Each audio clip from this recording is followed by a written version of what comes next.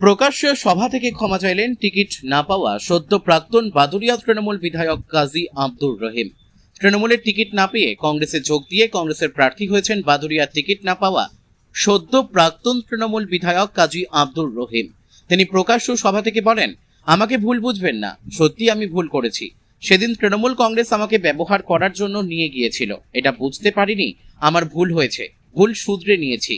একটা সরকারের ক্ষমতায় এসে আমি কিছু করতে পারিনি, আমাকে ক্ষমা করবেন। কাজী আব্দুর রহিম তার মন্তব্যের ব্যাখ্যা দিয়ে বলেন, আমি ৫৭,০০০ ভোটে জিতেছিলাম, আমি বাদুড়িয়া মানুষের জন্য কিছু করতে পারিনি।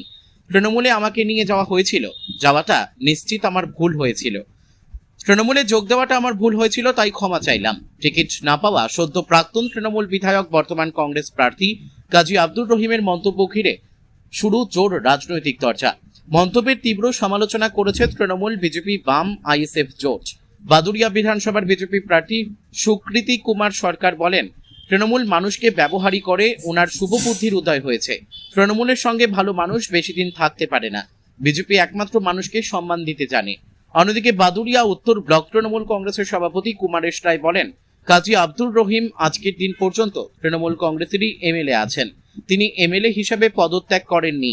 তিনি প্রচারে যাচ্ছেন, লোকজন না পেয়ে হতাশা থেকে এই সমস্ত বলছেন।